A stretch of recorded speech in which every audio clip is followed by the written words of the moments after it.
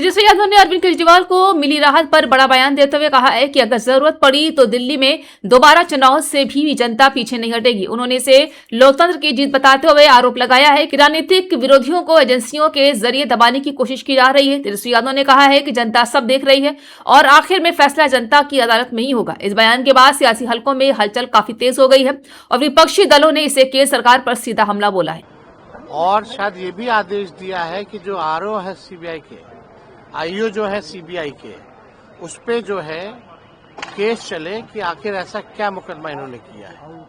तो ये तो स्पष्ट हो गया, बीजेपी का चाल और चरित्र जो है सामने आ गया है, उजागर हो गया है। और जो हरजाना जो केजरीवाल जी को भुगतना पड़ा, चुनाव हारना पड़ा, तो अब इसका खामियाजा जो है, इसकी भरपाई कौन करेगा। तो हम तो चाहेंगे कि भाई, मांग करेंगे कि भाई दिल्ली में जो है दोबारा जो है चुनाव कराया जाए, ताकि अपने जनता जो है सही मुद्दे पर जो है चुनाव कर पाए।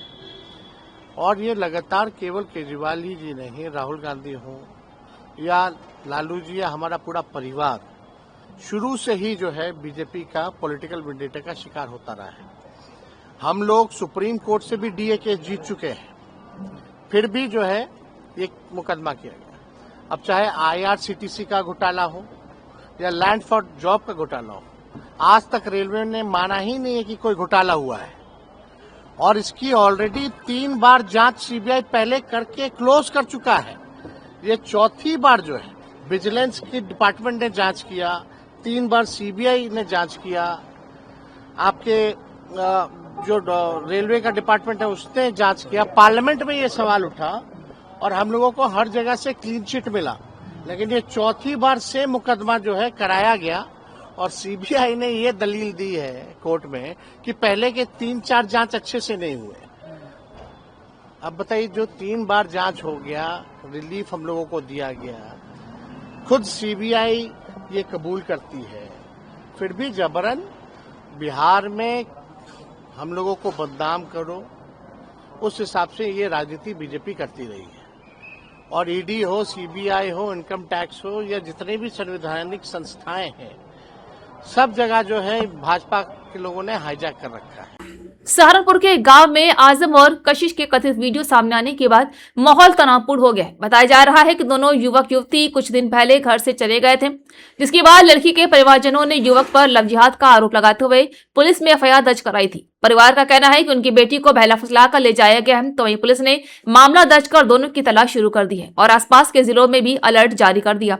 अधिकारियों के मुताबिक मामले की जांच सभी पहलुओं से की जा रही है और कानून व्यवस्था बनाए रखने के लिए गांव में अतिरिक्त पुलिस बल तैनात किया गया है। इसी बीच लड़की का एक वीडियो सामने आया है, जिसमें वो अपनी मर्जी से युवक के साथ जाने का दावा कर रही है। वीडियो में उसने कहा है कि उस पर किसी तरह का दबाव नहीं है। हालांकि पुलिस का कहना है कि वीडियो की सत्यता और परिस्थितियों की जांच की जा रही है।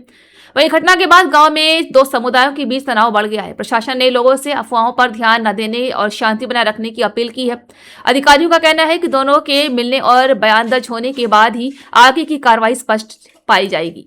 मधुपुर में एक बार फिर बड़ा तनाव पैदा हो गया है। इजराइल ने ईरान पर बड़ा हमला करने की पुष्टि की है। इस हमले के बाद दोनों देशों के बीच हालात बेहद गंभीर हो गए हैं और पूरे क्षेत्र में युद्ध जैसे हालात बनते दिख रहे हैं। आपको बता दें कि इजराइल की ओर से कहा गया है यह मामला प्रीमेच्योर स्ट्राइक यानी कि पहले से खतरे को रोकने के लिए किया गया है एक कदम है। इजराइल के प्रधानमंत्री बेंजामिन नेतन्याहू ने सुरक्षा एजेंसियों के साथ आपात बैठक की। वहीं इजराइल के रक्षा मंत्री इजराइल कट्स ने देश भर में राष्ट्रीय आपातकाल घोषित कर दिया है। ईरान की राजधानी तेहरान सहित कई बड़े शहरों में धमाकों की आवाज सुनी, जहां शुरुआती रिपोर्ट्स के मुताबिक कुछ सैन्य ठिकानों और रणनीतिक स्थानों को निशाना बनाया गया। हालांकि नुकसान कितना हुआ है इसकी आधिकारिक जानकारी अभी तक पूरी सामने नहीं आई है। ईरान के सर्वोच्च नेता अयतुल्लाह अली खामेनेई ने इस हमले को गंभीर बताया है।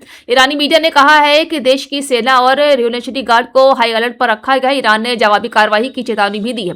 बता दें कि काफी समय से इजराइल और ईरान के बीच तनाव चल रहा है। इजराइल का आरोप है कि ईरान उसके खिलाफ हमलों की तैयारी कर रहा था।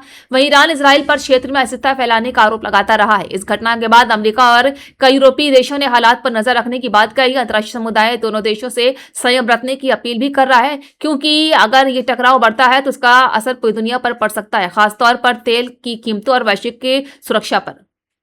लखनऊ में भाजपा कांग्रेस के नेता आज एक ही मंच पर आ गए। यहाँ इंदिरा गांधी प्रतिष्ठान में ब्राह्मण समाज ने प्रबुद्ध सम्मेलन कराया। इस दौरान सभी पार्टी के ब्राह्मण नेताओं को न्योता भेजा गया। इसमें भाजपा के राज्यसभा सांसद व पूर्व डिप्टी सीएम दिनेश शर्मा, पूर्व राज्यपाल कलराज मिश्र शामिल हुए हैं। इनके साथ ही बगल की कुर्सियों पर कांग्रेस के यूपी प्रभारी अविनाश पांडे और प्रदेश अध्यक्ष अजय राय भी बैठे।